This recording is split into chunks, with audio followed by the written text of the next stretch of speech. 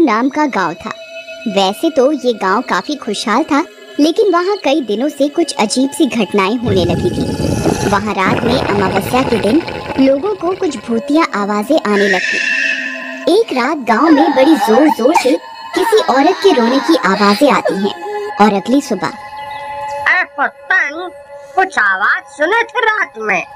पहले तो इतना जोर से नहीं आवत रही, लेकिन कल तो बहुत जोर से आ रही थी।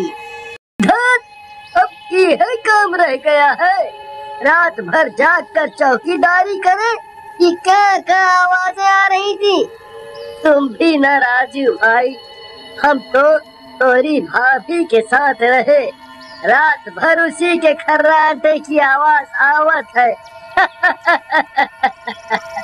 अरे ना ना ना पुत्तन भैया, हम सही कह रहे हैं।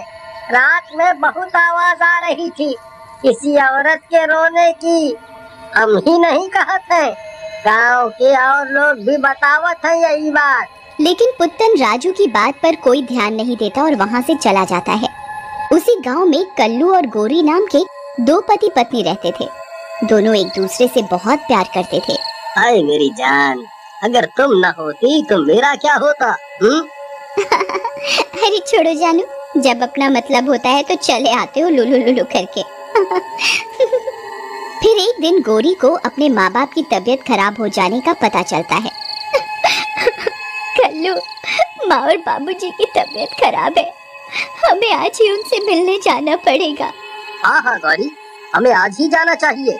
ऐसा कहकर गोरी और कल्लू गोरी के माँ बाप के घर जाने के लिए निकल पड़ते हैं। लेकिन जैसे ही वो दोनों निकलते हैं उन्हें पुत्तन मिल जाता है। अरे कल्लू भैया, इतनी रात में कहाँ जा रहे हो?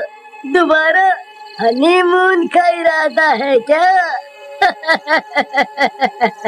अरे क्या पुत्तन भैया, जब देखो तुमको तो ठरकपन सूझत है। अरे तोहरी गौरी भाभी के अम्मा बाबूजी की तबीयत खराब है, उन्हीं से मिलने जा रहे हैं। बात तो ठीक है तुम्हारी कल्लू भाई, लेकिन आज अमावस है। हमारी मानो तो कल सुबह चले जाना, रात का मामला है। और रास्ते में वो भुतवा जंगल भी आता है, और सुना है कि अमावस की रात भूतों और चुड़ैलों की शक्ति काफी बढ़ जाती है। और आज तो अमावस ही है। अरे यहाँ मेरे माँ बाप की जान जा रही है और तुम दोनों प्रपंच करने में लगे हो। चुपचाप चले चलो, नहीं तो मैं चुड़ैल जरूर बन जाऊंगी। गोरी की ये बात सुनकर कल्लू और पुत्तन दोनों डर जाते हैं और कुछ नहीं बोलते। उसके बाद गोरी और कल्लू दोनों गोरी के घर जाने के लिए निकल पड़ते हैं। लेकिन कल्लू पुत्तन की बात सुनकर अंदर ही अंदर काफी घबरा जाता है। गौरी, हम लोग निकल तो आए हैं, लेकिन अगर उस नास मिटे पुत्तन की बात सच निकली तो, जैसा कि वो मनहूस मारा कह रहा था, है? हे भगवान, ना जाने कैसा पति मिला है मुझको। अरे तुम्हें इतना डर लग रहा है तो अभी वापस चले जाओ और उस नास मिटे दोस्त पुत्तन से जाके लिपट जाओ, लेकिन मैं तो जाऊंगी। गोरी को गुस्से में देख कल्लू कुछ नहीं कहता और चुपचाप चलने लगता है। लेकिन कल्लू को कुछ डरावनी आवाजें सुनाई देती हैं। अरे गौरी, तुमने कुछ आवाज सुनी? कैसी आवाज? तुम आज घर चलो, वहीं बताती हूँ तुम्हें। इतने डरपोक आदमी तो मैंने आज तक नहीं देखा। तभी कल्लू को एक चुड़ैल जैसी औरत दिखाई देती है, लेकिन वो गोरी के डर से कुछ नहीं बोलता। वो चलते चलते गोरी के गांव के पास पहुंच जाते हैं। तभी गोरी के माँ बाप बाहर आते हैं। अरे नहीं गौरी बेटा, कुछ नहीं, थोड़ी सी तबीयत खराब है। लेकिन ऐसा कुछ खास नहीं है। तभी पिताजी की नजर कल्लू पर पड़ती है। और कल्लू बेटा, कैसे हो? डरने की आदत छूटी या नहीं कि आज भी रात में डर लगता है? अरे क्या पिताजी, मैं कहाँ डरता हूँ, मैं अपने गांव का सबसे बहादुर मर्द हूँ। चलो अभी रास्ते का हाल बता दूंगी तो बेइज्जती हो जाएगी यहाँ पर, चूहे कहीं के। उसके बाद दोनों कमरे में चले रात में। अरे गोरी डार्लिंग, याद है मैं पहली बार तुमसे इसी कमरे में मिला था? तो क्या करूं, उसी दिन का अफसोस है मुझे जो तुम जैसा निकम्मा पति मिला। कल्लू उसकी डरावनी आवाज सुनकर डर जाता है और सो जाता है। रात में सोते समय उसे अपने बेड के पीछे से कुछ डरावनी आवाजें आती हैं। अरे मर गया रे, ये कैसी डरावनी आवाजें हैं। लेकिन इस गौरी को बताऊंगा तो मेरा खून पी जाएगी। ऐसा कहकर कल्लू फिर से सो जाता है और डर के मारे गौरी को कुछ नहीं बताता। अगली सुबह वो अपनी सास के पास जाता है। अरे मम्मी, रात में मुझे अपने बेड के पीछे से कुछ डरावनी आवाजें आ रही थी। अरे कुछ नहीं बेटा, तुम थक गए थे, शायद तुमने नींद में कोई भयानक सपना देख लिया होगा, कुछ नहीं है। फिर उसी रात कल्लू और गौरी सो रहे होते हैं कि तभी कल्लू को वही डरावनी आवाजें फिर से सुनाई देने लगती हैं और वो जाग जाता है। वो देखता है कि गौरी वहाँ नहीं है। अरे ये रात में गौरी कहाँ चली गई? एक तो ये डरावनी आवाज मेरा पीछा नहीं छोड़ रही, ऊपर से ये गौरी जाने कहाँ चली गई। कल्लू गौरी को यहाँ वहाँ देखता है लेकिन उसे गौरी कहीं नहीं दिखती। हे भगवान, ये रात में गौरी कहाँ चली गई? तभी कल्लू को दोबारा से वही डरावनी आवाजें सुनाई देती हैं और वो बेड के पीछे झांकता है। उसकी आंखें डर के मारे फटी रह जाती हैं। गौरी एक चुड़ैल में बदल चुकी होती है।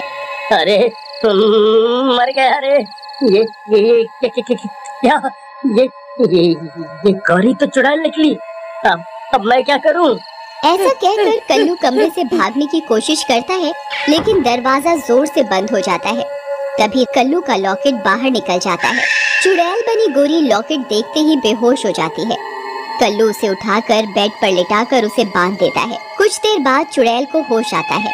अरे मुझे छोड़ दो चुड़ैल जी, देखो मैं मरना नहीं चाहता, मैं तुम्हें कुछ नहीं करूँगा, मुझे जाने दो, मुझे जाने दो। मेरे हाथ खोल दे, मेरे हाथ पैर खोल दे, खोल मुझे।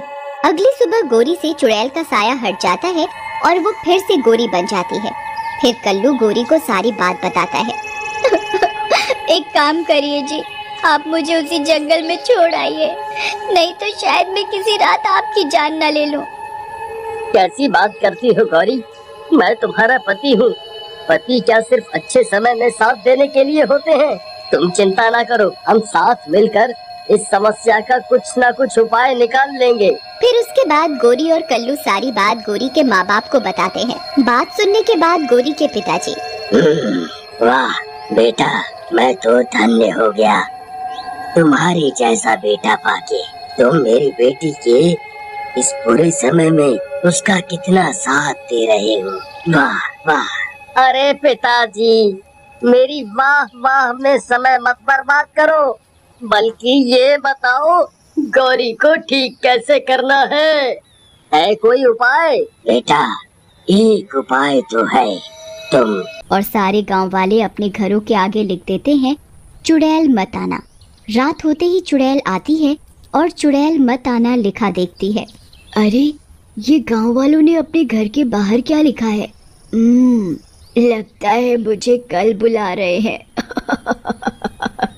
फिर चुड़ैल सारे गांव का चक्कर लगाती लेकिन सभी जगह चुड़ैल मत आना लिखा होता है। ये देखकर चुड़ैल वहां से चली जाती है। कुछ दिनों तक चुड़ैल रोज आती और घर के बाहर लिखा हुआ देखकर चली जाती। गांव वाले इस बात से बहुत खुश थे। उसी गांव में टल्लू नाम का एक मनचला रहता था जो कि आने जाने वाली लड़कियों को रोज छेड़ता था। एक दिन नट्टू की बहन छबीली टल्लू के घर के सामने से जा रही होती है। उसे आता देख टल्लू छबीली को छेड़ने लगता है। आशिक बनाया आपने। आज चुड़ैल और परी दोनों की कहानी सुनना है। लेकिन बेटा, दोनों की कहानी एक साथ कैसे? मुझे नहीं पता माँ, बस आज आप मुझे दोनों की कहानी सुनाओगी।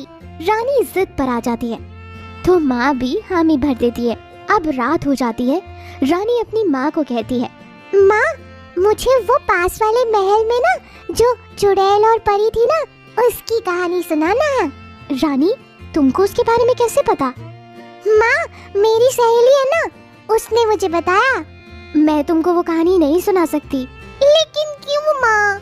अगर मैंने तुमको वो कहानी सुनाई तो चुड़ैल और परी दोनों ही यहाँ आ जाएंगी, इसीलिए मैं वो कहानी नहीं सुना सकती।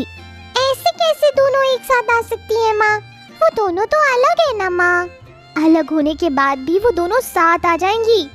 आप मुझे कहानी नहीं सुनाना चाहती ना, इसीलिए ये सब बहाने बना रही हो ना। आप मेरी कोई बात नहीं मानती माँ।